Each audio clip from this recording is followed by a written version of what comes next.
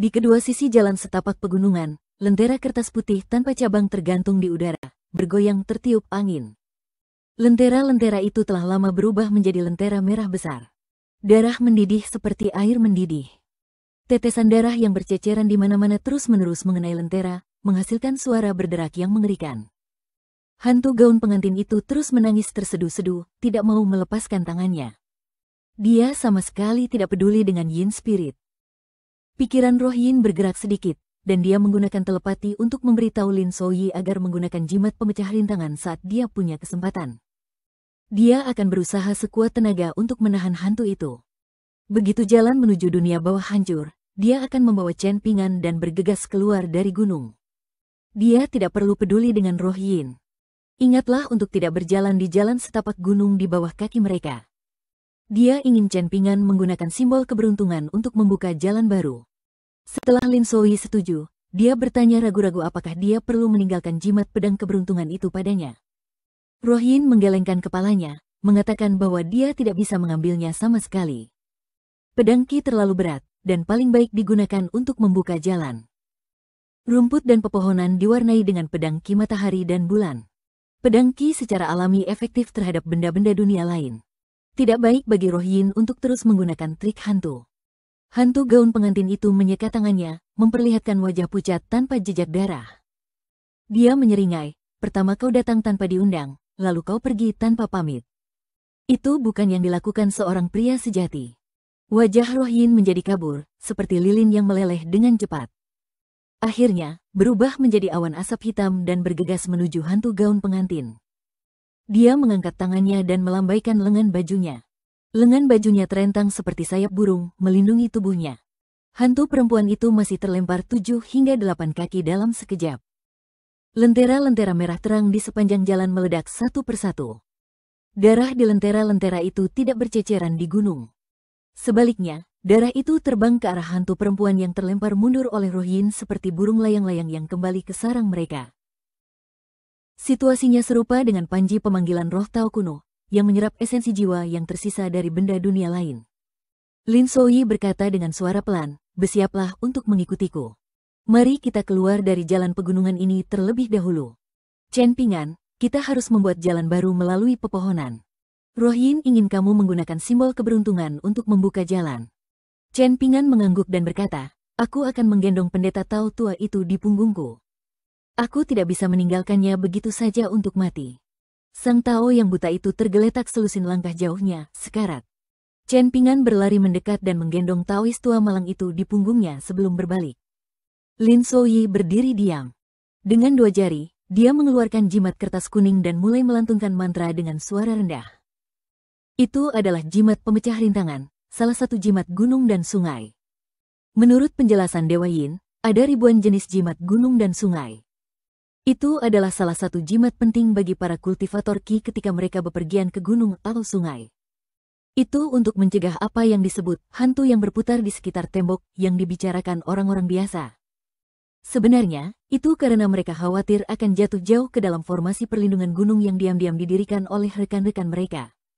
Atau mereka takut hantu gunung dengan Taoisme yang mendalam akan mempermainkan mereka. Ini terutama benar ketika mereka memasuki reruntuhan medan perang kuno dan kuburan massal. Jika kultivator biasa tidak memiliki beberapa jimat pemecah rintangan, jimat penerangan Qi Yang, dan jimat ketenangan 3 kemurnian, mereka hanya akan berjalan ke dalam perangkap. Lin Souyi tiba-tiba membuka matanya. Di kedalaman mata pemuda itu, ada kilatan cahaya keemasan. Dia berkata dengan suara yang dalam, mari kita ikuti jimat. Jimat pemecah rintangan di antara jari-jari pemuda itu melayang. Setelah melayang di udara, jimat itu mulai bergoyang, seperti seorang pemabuk yang mencoba menemukan jalannya. Jimat itu tiba di sisi jalan dekat tembok gunung dan berhenti. Li Huai bertanya, apakah kita akan menabraknya? Lin Souyi melangkah maju terlebih dahulu, sosoknya tiba-tiba menghilang. Li Baoping dan Li Huai berjalan masuk satu demi satu. Chen Pingan menggendong pendeta Tao tua di punggungnya dan menuntun keledai, menghilang di jalan pegunungan. Jimat kertas kuning itu awalnya ingin mengikutinya, tetapi tampaknya ditarik diam-diam oleh seseorang. Auranya memudar dan jatuh ke tanah. Sekelompok orang muncul di kedalaman hutan lebat. Mereka saling memandang. Bahkan Lin Souyi, yang menggunakan jimat pemecah rintangan, juga bingung. Chen Ping'an pertama-tama meminta Lin Souyi untuk membantu membawa Taois tua itu. Ia mulai memanjat pohon. Di titik tertinggi, mereka tampak berada di sebuah lembah yang dikelilingi oleh pegunungan di 3 sisi. Bahkan dengan penglihatan Chen Ping'an, ia tidak dapat melihat dengan jelas. Yang terlihat hanyalah garis samar. Sebelum meninggalkan jalan pegunungan, jauh dari jalan pegunungan, roh yin dan hantu gaun pengantin bertarung dengan sengit. Suara lentera yang meledak tidak ada habisnya. Setelah meninggalkan jalan pegunungan dengan bantuan jimat pemecah rintangan, semuanya sunyi. Tidak ada suara. Perbedaan yang sangat besar itu tidak membuat Li Huai merasa tenang. Sebaliknya, hal itu membuatnya semakin takut. Chen Ping'an menarik napas dalam-dalam. Ia memegang pedang simbol keberuntungan di tangannya. Tidak peduli apapun, pergilah ke selatan.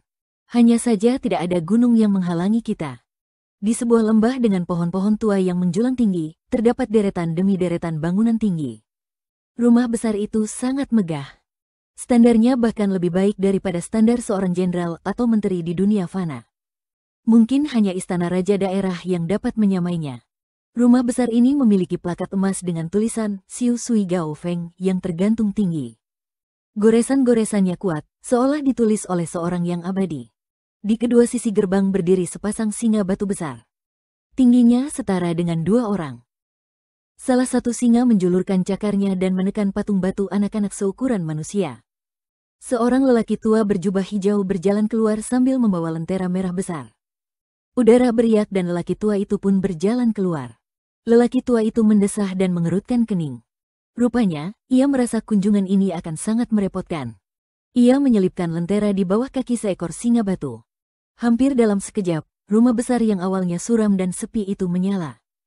Ribuan lentera di rumah besar itu menyala pada saat yang bersamaan. Pintu-pintu yang tak terhitung jumlahnya didorong terbuka, dan keluarlah wanita-wanita yang cantik dan lembut, pelayan-pelayan tua, kusir-kusir, juru masak, pembantu-pembantu, dan penjaga-penjaga.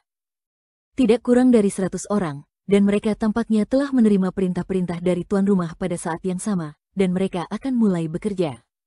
Akan tetapi, hampir semuanya tampak pucat dan pandangan matanya tampak kusam. Di sebuah taman, seorang anak laki-laki lumpuh dan seorang gadis berwajah bulat bersandar di dinding. Anak laki-laki yang lumpuh itu berdarah dari 7 lubangnya. Dia terluka parah. Bahkan jika dia diizinkan pergi, dia tidak akan bisa berjalan lebih dari beberapa langkah. Sebelumnya, untuk menghadapi hantu perempuan dalam gaun pengantin dengan Taoisme yang menakjubkan, anak laki-laki itu menarik spanduk ke titik akupuntur aperture di wajahnya. Itu adalah metode berbahaya yang merusak kehendak ilahi dan jiwa. Gadis itu telah terluka beberapa kali dan kehilangan banyak darah. Bahkan sekarang, dia masih terkontaminasi oleh yin qi dari hantu perempuan itu. Dia masih pusing dan mual. Ketika lentera dinyalakan, anak laki-laki yang lumpuh itu tampak semakin buruk. Ia segera menutup mata gadis itu dengan tangannya. Di depan mata bocah itu, ada kerangka-kerangka yang membusuk. Hanya separuh tubuhnya yang terekspos di tanah. Kerangka-kerangka itu berjejal-jejal seperti sayuran yang ditanam di kebun sayur. Jumlahnya tidak kurang dari 40 atau 50. Karena salah satu kerangka, dengan tulang belakang sebagai pusatnya, sebenarnya berwarna emas pucat. Tulang-tulang anggota badannya seputih giok, memperlihatkan penampilan seorang kultivator dari 5 alam tengah dengan cabang-cabang emas dan daun giok. Selain itu, menurut Taois tua yang buta itu, hanya prajurit pemurnian Ki Agung dari 5 alam tengah dengan level yang sangat tinggi yang dapat memiliki pemandangan seperti itu. Bagi seorang prajurit pemurnian Ki liar seperti Taois tua yang hampir tidak menyentuh ambang 5 alam tengah, dia bahkan tidak memiliki cabang emas, apalagi daun giok. Di pintu masuk rumah besar itu, pintu tengah terbuka lebar. Salah satu dari 3 dokter paling berkuasa di Dali disambut dengan upacara besar. Lelaki tua itu tidak melewati ambang pintu. Sebaliknya, ia duduk di ambang pintu dan memandang ke jalan lebar di luar rumah besar itu. Ia berkata dengan lembut, "Nyonya Chu, bisakah Anda mendengarkan nasihat saya dan tidak mempersulit anak-anak laki-laki dan perempuan itu?" Lentera merah besar yang diletakkan di kaki singa batu di luar pintu bergetar hebat. Seseorang telah menuliskan kata-kata "jiwa datang dan pergi" dengan tinta merah pada lentera. Saat lentera bergoyang, ia beriak dengan jejak cahaya merah terang. Orang tua itu menekankan dan mengingatkan, "Nyonya Chu, kalau sampai terjadi sesuatu pada anak-anak di daerah kekuasaanmu, apalagi rumah besarmu ini, bahkan Li Agung kita pun akan ikut menderita bersama mereka. Seorang lelaki tua yang tampak seperti pelayan berdiri di dalam pintu. Ia mengenakan topi dari kain flanel dan meletakkan kedua tangannya di belakang punggungnya. Ia membungkuk dan terbatuk. Ia tertawa pelan dan berkata, Dali telah membagi gunung-gunung dan sungai-sungai ini ke dalam wilayah nona mudaku selama bertahun-tahun yang tak terhitung jumlahnya.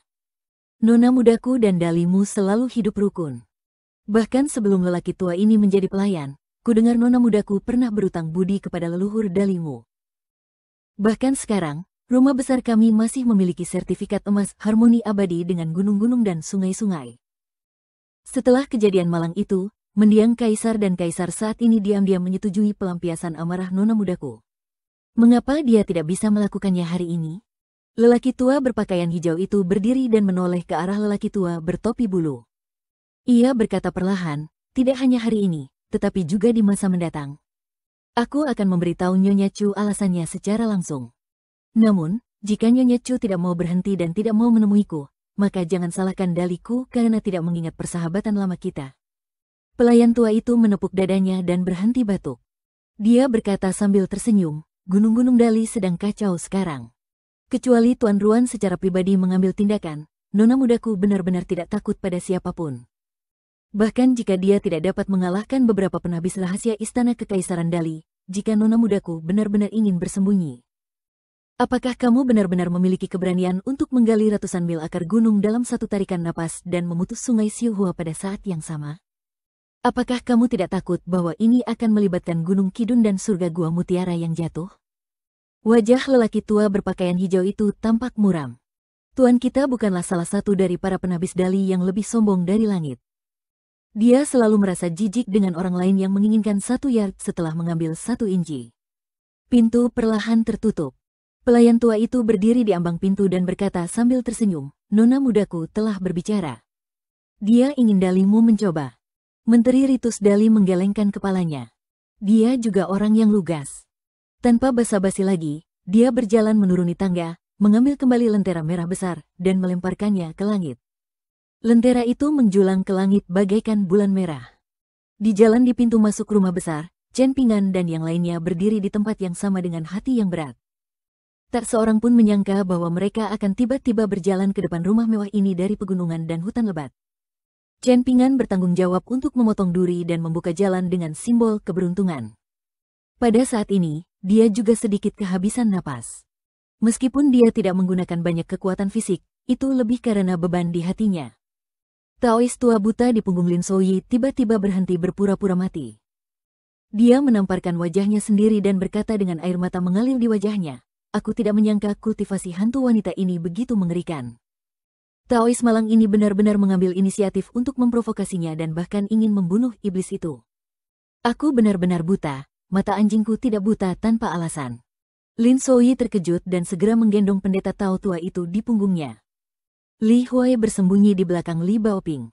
Wajah Li Baoping sedikit pucat.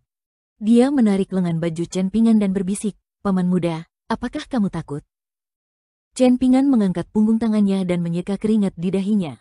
Dia mengangguk dan berkata, tentu saja aku takut. Tapi itu tidak masalah. Lin Souyi dan aku ada di sini.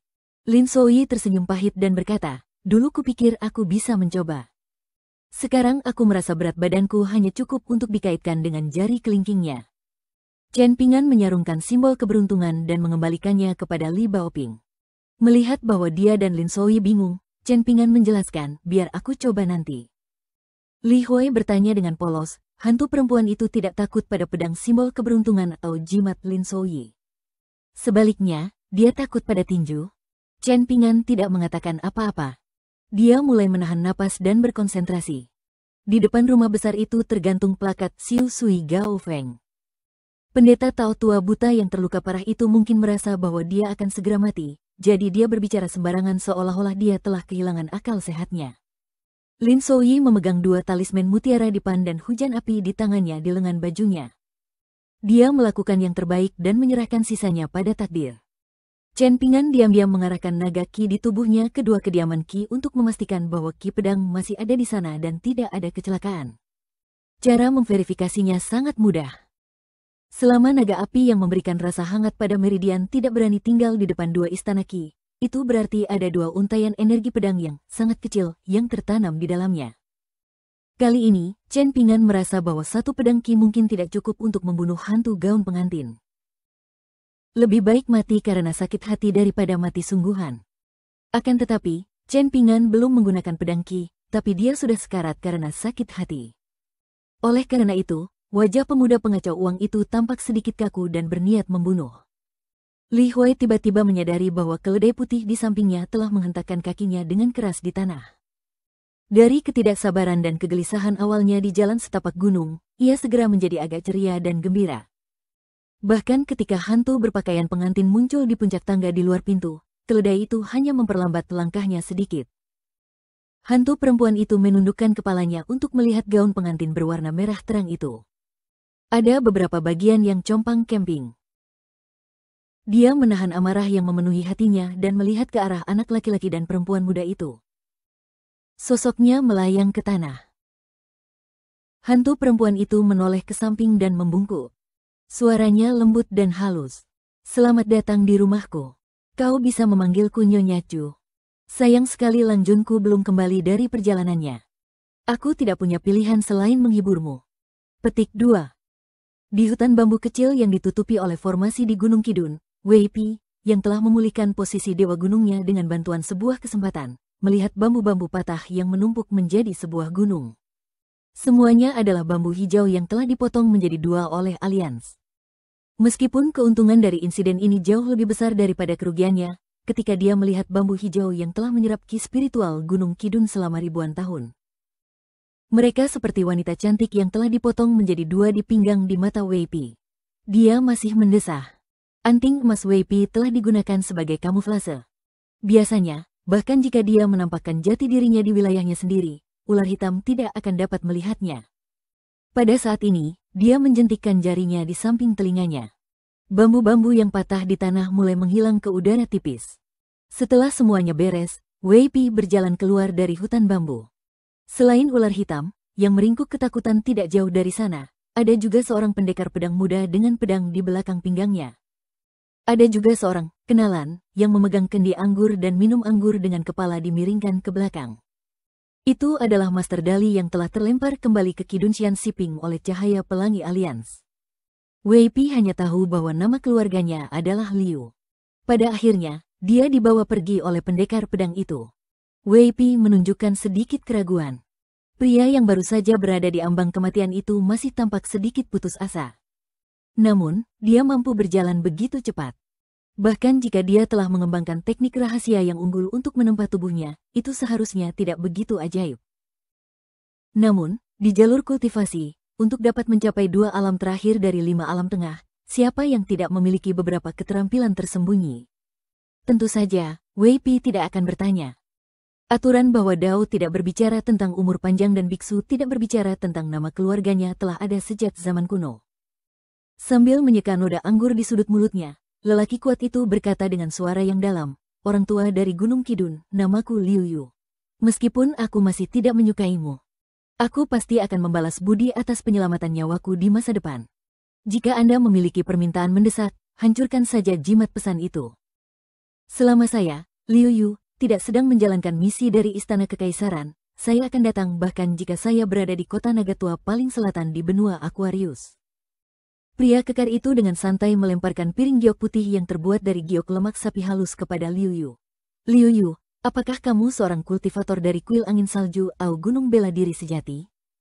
Menangkap piring itu, Liu Yu menangkapnya dan berkata sambil tersenyum, "Kamu memiliki perbedaan yang jelas antara cinta dan benci. Kamu adalah orang yang jujur, dan kamu juga memiliki piring yang damai yang unik bagi kuil gunung militer." Pria kekar itu mendengus dingin, "Itu bukan urusanmu." Pendekar muda yang baru saja kembali dari sungai bordir itu berkata sambil tersenyum, "Liu Yu adalah orang biasa dengan lidah tajam tetapi hatinya lembut. Jangan merendahkan dirimu seperti dia." Wei Pi buru-buru melambaikan tangannya, aku tidak berani." Pendekar pedang itu dengan santai meletakkan sikunya di atas pedang panjang itu dan berkata sambil tersenyum lembut, "Kebetulan sekali aku ada urusan di Kabupaten Longkuan. Kalau kamu tidak keberatan, bagaimana kalau kita pergi bersama?" Meskipun saya telah memberitahu Hakim Kabupaten Longkuan, Wu Yuan, seharusnya tidak ada liku-liku, tetapi lebih baik aman daripada menyesal. Lagi pula, di daerah Gunung Luopo, sekarang ada Qin Tianjian, Tuan Qingwu, dan banyak pasukan asing lainnya. Saya tidak ingin hubungan Anda dengan Dali rusak lagi. Wei Pi berkata dengan santai, melihat pergerakan pertempuran sebelumnya, mungkinkah salah satu dari 5 dewa gunung Dali Anda sayangnya telah tumbang? Apa, mungkinkah aku, Wei Pi, dapat memanfaatkan kesempatan ini untuk mendapat sedikit bagian dari sup ini? Misi sementara Tuan, apakah benar-benar ada hubungannya dengan saya?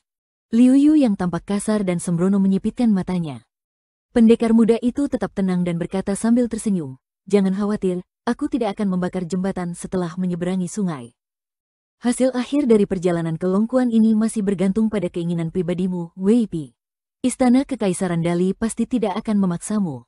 Mengenai hal-hal yang spesifik, sejujurnya saya tidak begitu yakin. Saya hanya tahu bahwa setelah Yang Mulia mendengar tentang masalah ini, beliau sangat mementingkan hal itu dan menambahkan kata-kata perlakukan dengan sopan di bagian akhir." Wei Pi menghela napas, "Aku selalu punya sifat pemarah. Kalau sudah begini, apa aku masih punya keberanian untuk menolak?" Liu Yu mencibir, "Kaulah yang tidak tergerak, kan?" Wei Pi berkata sambil tersenyum, "Kamu menyanjungku, kamu menyanjungku." Pendekar muda itu melirik ular hitam yang patuh dan jinak dan bercanda, "Penglihatanmu bagus. Ingatlah untuk tidak membuat masalah saat kamu pergi ke Gunung Luopo di masa mendatang. Ada ular sejenismu yang tinggal di danau gunung di dekat sini. Bahkan jika kamu ingin bertarung, sebaiknya jangan melibatkan manusia. Selain itu, tidak ada lagi yang perlu diperhatikan. Sekarang setelah kamu memiliki identitas sebagai roh Gunung Dali, setidaknya kamu tidak perlu khawatir akan dibunuh begitu saja oleh para kultivator yang lewat." Si ular hitam menganggukkan kepalanya dengan berat. Setelah menelan kantung batu empedu ular dari Gua Mutiara, ukuran tubuhnya mengecil alih-alih membesar. Namun, keempat cakarnya yang seperti cakar naga menjadi lebih tebal, dan tubuhnya ditutupi sisik hitam pekat yang mengilap. Garis emas tipis yang tak terlihat muncul di perutnya. Tidak ada seorang pun dalam perjalanan ke Longquan untuk saat ini, jadi meskipun ada ular hitam, mereka tetap tidak perlu bersembunyi di siang hari dan keluar di malam hari. Setelah memasuki sungai Tiefu dan menerima anggukan persetujuan dari pendekar pedang muda itu, ular hitam dengan hati-hati meluncur ke dalam sungai. Meskipun sangat senang, ia tetap berusaha sekuat tenaga untuk menekan nalurinya dan tidak berani menggoyangkan tubuhnya dan memercikkan air sungai. Ketiganya berdiri di atas tubuh ular hitam. Seperti pengembara di atas perahu, mereka dengan mudah pergi ke utara menyusuri sungai Tiefu. Wei Pi mengerutkan kening dan dengan lembut mengibaskan lengan bajunya. Dia mengambil segenggam air di telapak tangannya dan mengocoknya seolah-olah sedang menimbang beratnya. Dia berkata dengan heran, "Dari sungai ke sungai, aku tahu, tapi..." Pendekar muda itu menjelaskan, setelah Dewa Sungai berhasil menyatu dengan sungai Tiefu, dia mengalami pertemuan yang tidak terduga dan membuat salah satu Tuan Qingwu khawatir. Dia segera melaporkannya ke Istana Kekaisaran. Yang Mulia Kaisar sangat gembira dan mengangkatnya ke tingkat yang lebih tinggi dari 2 tingkat sebelumnya. Wei Pi menggoyangkan telapak tangannya dengan lembut, dan air sungai Tiefu perlahan berputar di telapak tangannya. Dia mendecakkan lidahnya dan berkata, "Bukankah orang beruntung yang baru dipromosikan ini telah mencapai puncak dunia manusia?" Hanya dalam beberapa hari, dia menyelesaikan perjalanan yang ditempuh oleh rekan-rekannya selama ratusan atau bahkan ribuan tahun. Bakat dan kesempatan seperti ini hanyalah takdir. Yang terpenting adalah kenaikan Dewa Sungai ini tampaknya tidak menempati takdir sungai lainnya. Harus saya katakan, Dali benar-benar beruntung. Pendekar muda itu menunjukkan ekspresi serius untuk pertama kalinya. "Wei Pi, apakah kamu yakin bahwa kenaikannya tidak mencuri nasib ribuan mil gunung dan sungai? Sebaliknya, semuanya berasal dari sungai Tiefu kecil di masa lalu. Di masa lalu, Dewa Gunung Utara dari negara air suci memiliki visi yang unik. Tentu saja, dia tidak sebanding dengan Tuan Qingwu dari Qin Tianjian, yang merupakan orang luar di antara orang dalam. Karena pertempuran sebelumnya di Istana Kekaisaran Dali, nasib negara tidak stabil.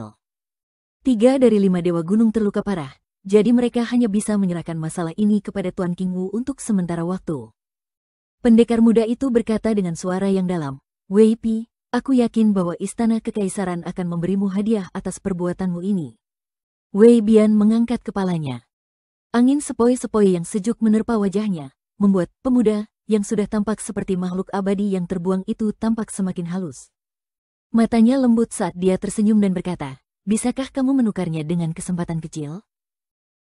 Misalnya, biarkan seorang murid baru Istana Changchun yang sudah memiliki bakat 5 negara tengah berjalan lebih lancar di jembatan panjang umur dalam 100 tahun ke depan. Pendekar muda itu tersenyum dan berkata, apa susahnya? Wei Pi bergumam, aku berutang pada keluarga Liu dari negara air suci. Liu Yu berkata dengan tidak sabar, sudah bertahun-tahun berlalu. Bahkan dewa gunung dan sungai yang hidup selama negara ini tidak sesentimental dirimu. Sudah merupakan keberuntungan besar bahwa patung-patung itu tidak runtuh setelah pergantian dinasti. Jika kamu dapat memilih guru yang baik untuk diandalkan dan terus menikmati pemujaan dupa, itu adalah hal baik yang hanya dapat kamu impikan. Bahkan jika kamu berhutang budi kepada keluarga Liu dari negara air suci, sudah ratusan tahun berlalu. Mereka yang pantas mati semuanya telah mati. Wei Pi tidak menghiraukannya. Yang dapat didengarnya hanyalah suara sungai. Liu Yu yang memiliki temperamen kuat berkata dengan marah, batu bau di kakus. Aku tidak percaya aku berutang budi padamu. Aku, Liu Yu, sungguh tidak beruntung. Pendekar muda itu tertawa terbahak-bahak dan berkata, nasib buruk juga takdir. Kalian berdua, terima saja. Liu Yu tersenyum santai dan bertanya, aku ingin tahu apakah Lentera Tua akan berkonflik dengan Nyonya Chu dalam perjalanan ke selatan. Jika mereka bertarung, saya pikir Old Lantern harus menanggung konsekuensinya. Pendekar muda itu menggelengkan kepalanya dan berkata, semoga tidak akan ada masalah. Nyonya Chu sangat berarti bagi Dali. Terlebih lagi, Nyonya Chu memiliki temperamen yang kuat. Jika Anda tidak terluka parah dan dia tidak perlu bergegas kembali ke istana musim semi abadi untuk menjemput permaisuri itu, saya tidak akan membiarkan Dr. Han mengantar kita ke selatan. Dr. Han memang luar biasa, tetapi dalam hatinya dia luar biasa. Temperamennya lebih buruk dari Anda. Liu Yu tertawa dan berkata, tidak apa-apa, tidak ada sarjana tampan di kelompok ini. Nyonya Chu tidak akan menyukainya. Old Lantern, kalau saja kamu berusia 30 atau 40 tahun lebih muda, kamu mungkin akan ditinggalkan di rumah besar itu untuk menjadi panglima tertinggi, bukan? Pendekar pedang itu menggoda, jika kau punya kemampuan, katakan saja itu di depan Nyonya Chu. Liu Yu tertawa dan berkata, jika dia berani keluar dari gunung itu, saya berani mengatakannya. Pendekar muda itu mendesah dan berkata, alasan mengapa orang suci disebut orang suci adalah karena mereka memiliki dunia kecil mereka sendiri. Jika mereka duduk di dalamnya, mereka dapat memanfaatkan waktu, tempat, dan orang-orang. Liu Yu berkata dengan menyesal, sayang sekali kamu adalah seorang kultivator pedang. Tidak ada yang namanya kultivator pedang. Kalau tidak, jika kamu memiliki dunia kecil Sein dengan serangan dan pertahanan, maka kamu.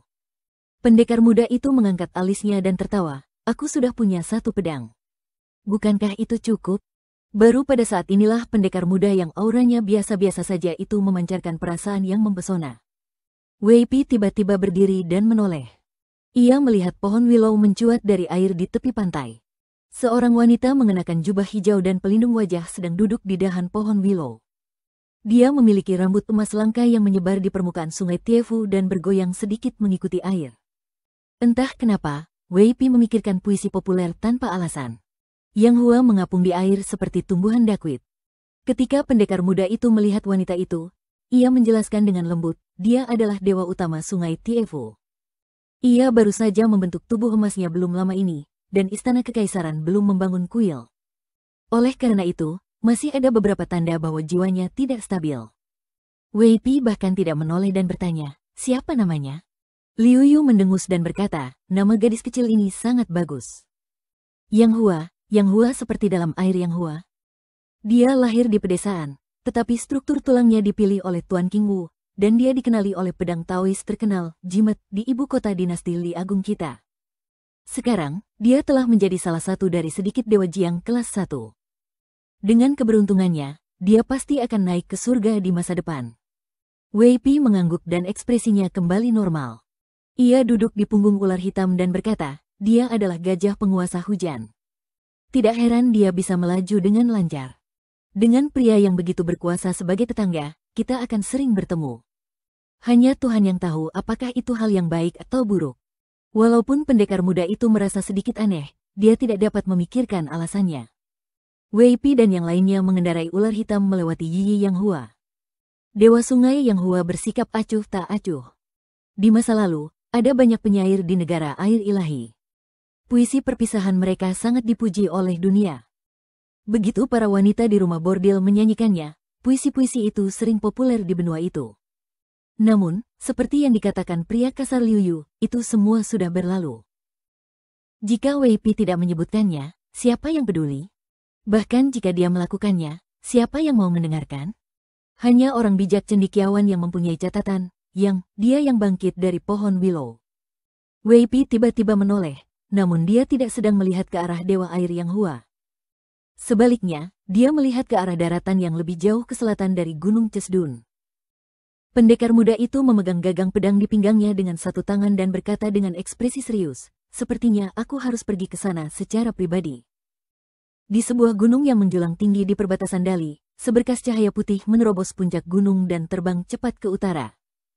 Cahaya itu seperti komet yang menyeret pelangi putih salju yang sangat panjang. Itu sebenarnya disebabkan oleh ki pedang dari pedang terbang. Dan pemilik pedang itu tidak terlihat dimanapun.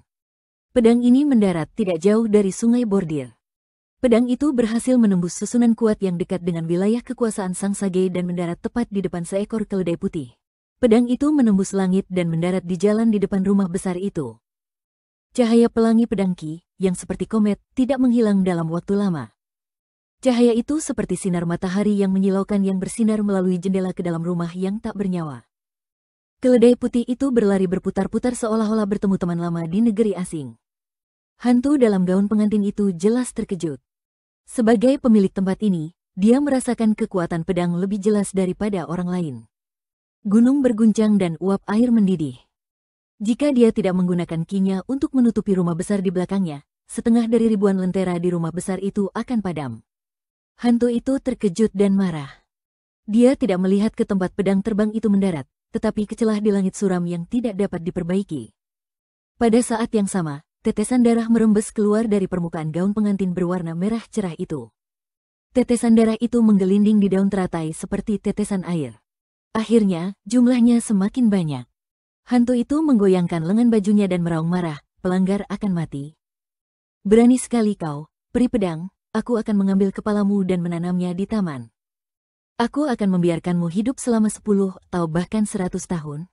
Suara tawa terdengar dari kejauhan. Akhirnya, suara itu mengembun pada pedang terbang di tanah. Suara itu tidak hanya hangat tetapi juga memiliki daya tarik yang unik. Itu seperti adegan romantis yang digambarkan oleh anak-anak keluarga bangsawan. Itu memberi orang perasaan mandi di angin musim semi. Namun, dalam kata-katanya, dia tidak menyembunyikan kepahlawanannya yang membumbung tinggi. "Nona, tolong tunggu sebentar. Tubuhku belum sepenuhnya stabil.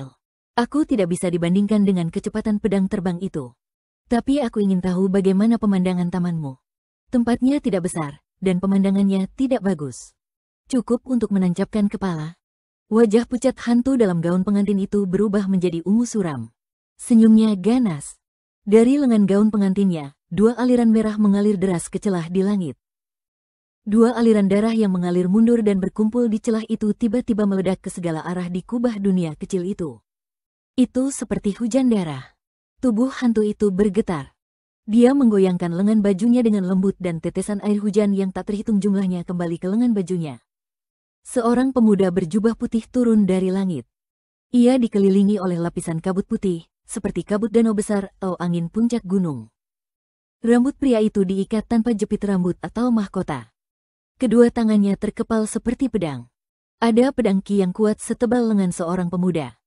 Pedang itu terang dan menyilaukan, seperti naga banjir putih yang berputar di sekelilingnya. Saat Yin Ki dan darah merah bertemu dengan pedang Ki, pedang itu langsung menghilang. Melihat ke arah lelaki tampan yang usianya kurang dari 30 tahun, yang mendarat di antara kelompok Cenpingan dan hantu bergaun pengantin. Pedang terbang di tanah menderu ke samping lelaki itu dan menunjuk ke plakat di pintu, "Xiu Sui Gao Feng." Pria itu menarik kedua jarinya. Pedang Ki yang kental dan melimpah berhenti sejenak. Pria itu menoleh dan melihat gadis kecil berjaket katun merah dengan rak buku kecil di punggungnya. Pria itu tiba-tiba teringat bahwa ada benda tua yang telah dia andalkan selama bertahun-tahun yang bukan lagi miliknya. Kemudian dia tersenyum dan melambaikan tangannya. Rak buku bambu hijau Li Baoping sedikit bergetar. Labu perak yang tersembunyi di dalamnya sedikit bergetar. Pedang terbang seputih salju yang panjangnya kurang dari 2 inci terbang keluar dari labu pemelihara pedang. Pedang Ki dengan enggan masuk ke pedang terbang, dan pedang terbang itu melesat ke tengah alis pria itu dan menghilang dalam sekejap. Lelaki peri pedang mengusap-usap bagian tengah alisnya dan bercanda, "Ayo kita pergi kemana-mana bersama. Kamu bukan gadis yang menunggu untuk dinikahi. Kamu harus tetap di Menara Sulaman dan tidak turun ke bawah." Keledai putih itu berlari cepat ke sisi laki-laki itu dan menggosokkan kepalanya ke bahu laki-laki itu dengan intim. Pria itu tersenyum dan mengulurkan tangannya untuk membelai kepala keledai itu. "Kawan lama, lama tak berjumpa. Aku sangat merindukanmu." Celah di langit perlahan-lahan tertutup saat pria itu memaksa masuk. Namun, dia telah menghabiskan banyak ki spiritual gunung dan sungai. Dalam waktu singkat, setidaknya 50 tahun kekayaan yang terkumpul tersapu dan berubah menjadi ki keruh yang tidak berguna. Hantu dalam gaun pengantin itu kembali tenang dan mencibir, "Pedang Ki, pedang terbang Natal, masing-masing lebih kuat dari sebelumnya. Sungguh peri pedang tanah yang luar biasa." Peri pedang tersenyum dan berkata, "Aku hanyalah rumput liar yang tak berakar. Namaku tidak layak disebut." Setelah mengatakan ini, lelaki itu tidak menoleh. Sebaliknya, dia berbalik dan memperlihatkan punggungnya kepada hantu yang mengenakan gaun pengantin. Peri pedang tanah yang baru saja keluar dari pengasingan berkata dengan lembut, "Aku adalah separuh teman Alians." "Yah, hanya separuh. Separuhnya adalah muridnya. Sayangnya, Alians tidak mau mengakui aku sebagai muridnya. Dia berkata bahwa aku terlalu bertele-tele dan lemah, jadi pedangku tidak pernah cukup cepat. Jika dia mengakui aku sebagai muridnya, dia tidak akan mampu kehilangan muka. Aku datang jauh-jauh ke sini karena aku merasakan sesuatu yang aneh pada sobat lamaku dan labu pembudidaya pedang. Jika saya boleh bertanya, di mana Alians? Dan Anda di mana?" Chen Pingan menjelaskan, "Kami juga teman Alians. Labu tersebut diberikan kepada Li Baoping oleh Alians. Keledai tersebut dirawat oleh Li Huai. Mengenai keberadaan Alians, saya yakin Anda akan mendengarnya di masa mendatang." Dibandingkan dengan hantu yang mengenakan gaun pengantin, peri pedang tanah yang mengaku sebagai teman Alians, Li Huai, yang selalu memiliki pikiran aneh, sama sekali tidak asing dengan orang ini. Menurut pendapat anak itu, teman Alians adalah teman Li Huai. Adapun apakah kamu peri pedang atau bukan, apakah itu lebih penting daripada menjadi teman? Namun, kejadian di feri Sungai Xiuhua membuat Li Huai takut pada tali setelah digigit sekali. Dia tidak berani berbicara dengan santai. Dia hanya terus mengedipkan mata pada keledai putih itu.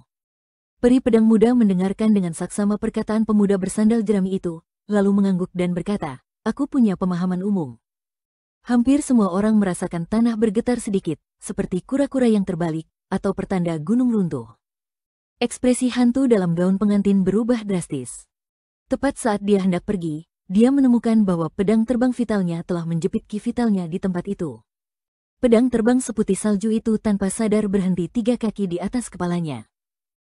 Hantu dalam gaun pengantin itu penuh amarah dan berteriak dengan marah, "Dr. Han, Dewa Air Sungai Xiuhua, apakah kalian berdua tidak akan melakukan apapun? Jika Roh Yin benar-benar mematahkan akar gunung dan bergerak ke utara, tidak hanya 3 sungai di Sungai Xiuhua yang akan terpengaruh, tetapi juga Gunung Kidun, Sungai Tiefu, dan Sungai Kumis Naga di utara. Sisi mana yang akan selamat dan tidak terpengaruh?" Seorang lelaki tua memegang lentera merah besar berdiri di langit di luar kanopi dan mencibir, kemana perginya sikap mengesankan Nyonya Chu sebelumnya. Di samping lelaki tua itu berdiri seorang jenderal berbaju zirah dengan ular hijau melingkari lengannya. Ia keluar untuk menengahi situasi, jangan sampai Dr. Ritus dan Nyonya Chu berselisih dan merusak keberuntungan Dali. Ia berkata dengan suara yang dalam, "Nyonya Chu, Dr. Han dan saya dapat membujuk Roh Yin untuk berhenti mematahkan akar gunung. Tetapi kami juga berharap Nyonya Chu tidak akan melakukan hal yang ekstrim di masa mendatang." Hantu gaun pengantin itu tersenyum manis dan berkata, "Jika aku ingin bertarung dengan pedang abadi ini, apakah itu dianggap ekstrim?" Dr. Han sangat marah hingga dia tertawa. "Betapa hebatnya Nyonya Chu, Bodhisattva. Saya telah belajar dari kesalahan saya hari ini. Bagus, bagus, bagus. Kementerian Ritus Dali akan membalas budi Anda di masa mendatang." Hantu itu mencibir dan berkata, "Kamu hanya seorang dokter kecil yang suka bicara omong kosong. Apakah kamu mencoba menakut-nakuti seorang anak? Tunggu sampai kau menjadi menteri Ritus Dali, baru kau berhak memerintahku." Ular hijau di lengan Jiang Shen dengan cepat menyemburkan kabut putih. Dia jelas lebih mengenal pejabat Dali dan tren masa depannya daripada hantu dalam gaun pengantin yang terisolasi dari dunia. Dia berkata dengan ekspresi tidak senang, "Nyonya Chu." Hantu dalam gaun pengantin itu menutup mulutnya dan tertawa genit. Dia mengangkat gaunnya dengan satu tangan dan membungkuk ke samping. "Saya akan minta maaf kepada Tuan Han." Lelaki tua dengan lentera itu begitu marah hingga bibirnya membiru. Namun, dia tetap tidak mengatakan sepatah kata pun. Semuanya demi stabilitas situasi Dali. Jika tidak, dengan perilaku brutal Nyonya Chu yang membunuh banyak cendekiawan yang lewat, bagaimana mungkin Kementerian Ritus Dali memilih untuk menutup mata selama puluhan tahun? Tetapi sekali lagi, lelaki tua itu tidak berpikir bahwa Istana Kekaisaran Dali melakukan kesalahan apapun. Hegemoni gunung dan sungai berlangsung selama ribuan tahun. Kalau saja dia bukan pejabat Dali, bukan menteri ritual yang bertugas menghubungi dan merekrut para kultivator Qi, berdasarkan temperamennya, sebagai pelajar Konfusianisme, dia pasti akan bertindak tegas, sekalipun itu berarti kedua belah pihak akan menderita kerugian. Namun, lelaki tua itu telah berjalan selangkah demi selangkah untuk mencapai posisinya saat ini. Ia telah melihat puluhan ribu korban di medan perang. Ia telah melihat nama-nama rumah bangsawan di ibu kota Dali berubah. Ia telah melihat pembunuhan para prajurit negara lain yang tewas bagaikan ngengat yang memakan api. Ia telah melihat situasi tragis ratusan ribu orang di kaki gunung ketika dua orang abadi bertarung di gunung. Dalam posisinya, dia merencanakan pemerintahannya. Ia, Han, bukan lagi seorang sarjana miskin yang mempelajari kitab-kitab orang bijak dan hanya mengetahui prinsip-prinsip dalam kitab-kitab tersebut. Dia bahkan secara pribadi membunuh prajurit gagah berani yang saleh ketika dia melihat ketidakadilan dan hanya membalas dendam pada para dewa di gunung demi orang-orang yang tidak bersalah dalam hukum Dali. Sebelum meninggal, lelaki itu mengumpat keras, mengatakan bahwa Dali adalah orang yang konyol dan dia adalah antek para dewa di gunung. Dengan tenang ia mengatakan kepada laki-laki itu bahwa mungkin dalam 30 tahun, atau bahkan 50 tahun lagi, pasti akan tiba saatnya di mana tidak akan ada lagi kematian tragis seperti itu di Li Besar. Seniman bela diri yang gagah berani itu meludahkan darah ke wajahnya sebelum dia meninggal. Bagaimana mungkin ada hal sesederhana itu di dunia? Lelaki tua dengan lentera di tangannya memandang ke utara dengan pikiran yang rumit. Ia tidak tahu mengapa tuannya tidak terburu-buru untuk muncul dan mengambil tindakan. Pedang abadi muda itu mengabaikan Nyonya Chu dan Menteri Dali. Sedangkan untuk Dewa Air dan Dewa Yin, dia terlalu malas untuk peduli. Dia berbalik lagi dan menghadapi hantu gaun pengantin yang tertegun oleh pedang terbangnya. Dia tersenyum dan bertanya, "Apakah kamu ingin bertukar ilmu pedang denganku?" Hantu gaun pengantin itu tersenyum dan berkata, "Jika kau ingin berhenti, aku bersedia. Lagi pula, aku belum pernah melihat pedang muda yang abadi sepertimu seumur hidupku." Pedang abadi muda itu melambaikan tangannya dan keledai putih itu segera berlari kembali ke Li Huai. Pria itu mengulurkan tangan ke pedang yang tergantung di sampingnya dan mengangguk, "Oke." Hantu gaun pengantin itu menyipitkan matanya, "Oh." Sang pendekar pedang muda menggenggam gagang pedang dan berkata lembut, "Nama pedang ini adalah Gao Zhu." Namun, hal itu mengubah warna langit dan membuat dunia kecil yang penuh aura suram ini tiba-tiba bersinar terang. Dalam keadaan panik, hantu gaun pengantin itu hanya bisa mengangkat tangannya untuk menutupi wajahnya dan lengan bajunya yang lebar untuk menutupi seluruh tubuhnya.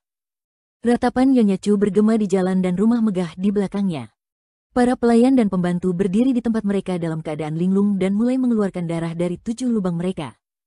Beberapa langsung jatuh ke tanah dan berubah menjadi genangan nanah. Di dalam rumah besar itu, ada wanita bangsawan yang sedang belajar menjahit. Jarum-jarum menusuk lengan mereka tanpa mereka sadari. Ada beberapa penjaga yang sedang berlatih bela diri berdiri di tempat mereka dan saling memukul kepala. Meski setengah kepala mereka pecah, gerakan mereka tidak berhenti. Hantu itu bergegas menuju gerbang rumah besar itu. Kedua bagian tubuhnya dihubungkan oleh benang merah yang tak terhitung jumlahnya.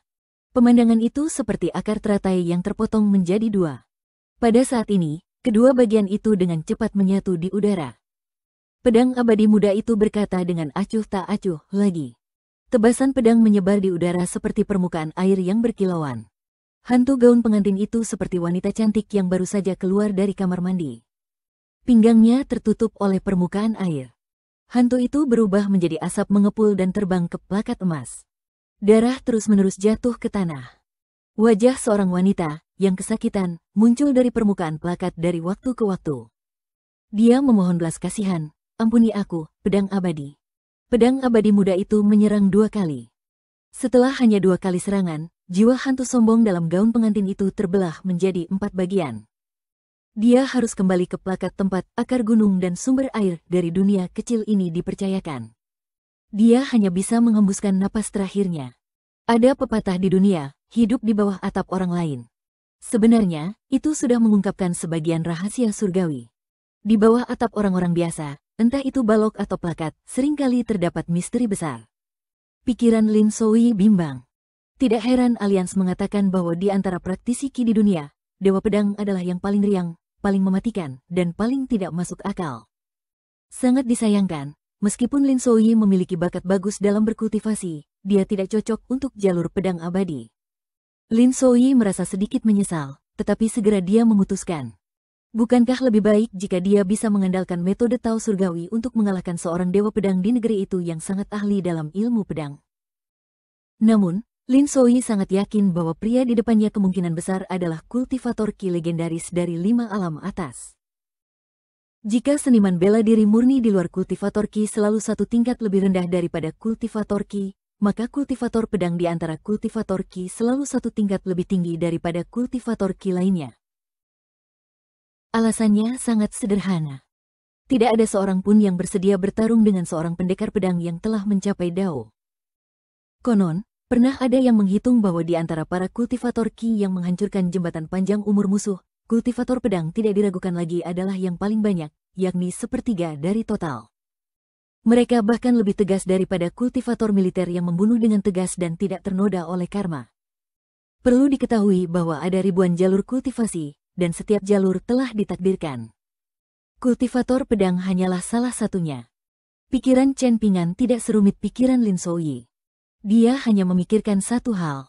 Ternyata pedang itu bisa digunakan dengan cara ini. Pendekar pedang muda itu meletakkan 1 tangan di belakang punggungnya dan memegang pedang panjang di tangan lainnya. Ia tersenyum dan berkata, Anda tidak dapat melakukan hal yang sama lebih dari 3 kali.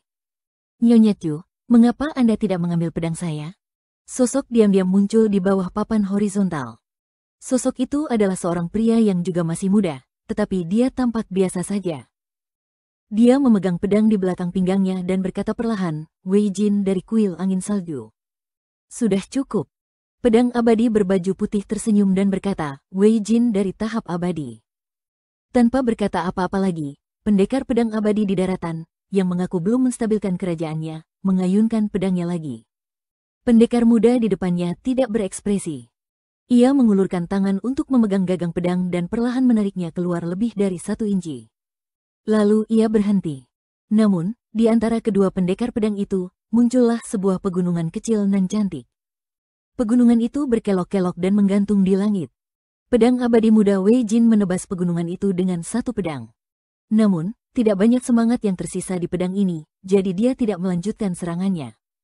Ribuan mil jauhnya, ada sebuah lembah besar di puncak pegunungan yang membentang ratusan mil. Seolah-olah seorang abadi telah memotongnya dengan pedangnya.